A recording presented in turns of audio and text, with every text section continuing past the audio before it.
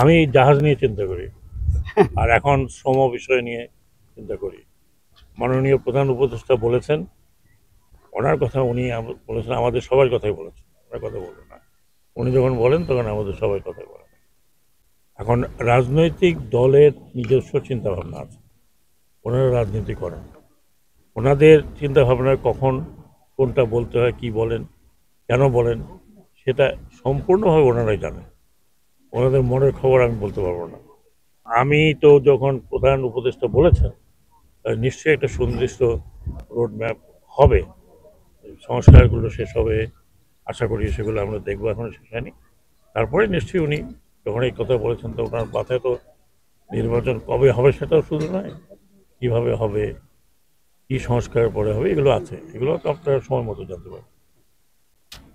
এটা foreign ministry যিনি দেখছেন, ফরেন উপদেষ্টা উনি বলতে পারবেন। বিষয়টি আপনি কিভাবে দেখেন এই ধরনের আমি এখন তো ব্যক্তিগতভাবে কোনো কিছু দেখি না, তার কারণ হচ্ছে যে ব্যক্তি পর্যায়ে যখন ছিলাম তখন তো বলতে পারতাম।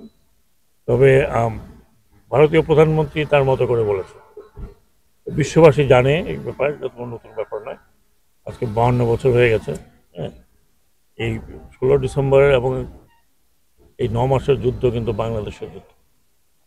আমি শুধু এটুকু মনে করি যে এটা আমাদের যুদ্ধ, আমাদের প্রাণহানি হয়েছে, আমাদের মা বোনেরা সর্বহানি হয়েছে, এবং 9 মাস আমাদের দেশ একটা বড় ধরনের রক্তপাতের মধ্যে ছিল। আমাদের যারা মুক্তিযুদ্ধ করেছেন, প্রাণ দিয়েছেন, শহীদ হয়েছেন, তাদের প্রতি আমরা সবসময় শ্রদ্ধা জানাই। যারা বেঁচে আছেন আমি মনে করি তারাও আহত হবেন তথায়, কারণ আমরা আমাদের যুদ্ধটি আমরা শুরু করেছিলাম, আমাদের যুদ্ধটি আমরা সমাপ্ত করেছি। সেখানে সাহায্য সহযোগিতা ডেফিনেটলি ভারতের ছিল, এতে কোনো সন্দেহ নেই।